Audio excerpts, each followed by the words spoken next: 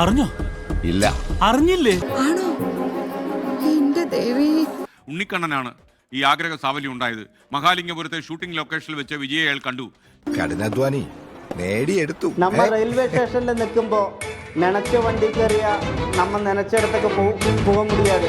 ஆனால் அதுக்கு ஒரு ட்ரெயின் வரும், அதுக்கு ஒரு நேரம் இருக்கு. அப்போ தான் அந்த இடத்துக்கு நம்ம போக முடியும்.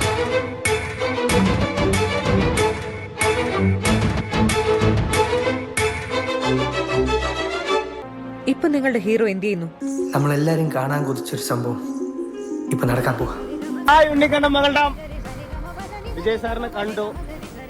ലൊക്കേഷനിലാണ്, കോസ്റ്റ്യൂമിലായതുകൊണ്ട് ഫോട്ടോ ഒന്നും മൊബൈലിൽ അവിടെ ലൊക്കേഷനിലേക്ക് ഫോണും ഒന്നും കൊണ്ടുപോകാൻ പറ്റില്ല. എന്നയാ നടക്കുന്നത് തലവരെ നടന്നത്.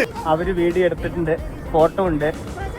വിജയണ്ണൻ എന്നെ സെറ്റിന്ന് തോളിൽ കയറ്റിട്ടാണ് കൊണ്ടുവന്ന്, കേരളനിൽ കൊണ്ടുവന്ന് കുറെ നേരം സംസാരിച്ച് എന്തിനാ ഉണ്ണിക്കണ്ണൻ അങ്ങനെ വന്ന്, അല്ലെങ്കിൽ എന്നെ കാണാൻ എത്രയോ വഴിയുണ്ട് വന്നവിടെ. ഞാൻ പറഞ്ഞു കുറെ പ്രാവശ്യം ശ്രമിച്ചെന്നൊക്കെ പറഞ്ഞു. ഒരു സ്പെഷ്യൽ ചായ എടുക്കട്ടെ. അണ്ണൻ കുറെ നേരം എൻ്റെ അടുത്ത് സംസാരിച്ച് ഞാനിന്ന് ഭയങ്കര ഹാപ്പിയാണ്. അപ്പോ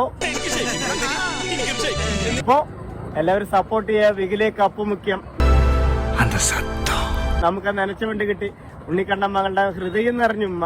വിജയണ്ണൻ ദൈവമാണ്. ആ ദൈവത്തിന് നമ്മൾ സപ്പോർട്ട് ചെയ്യാം. വാഴക്ക ജമ്മെന്ന് പോവാ.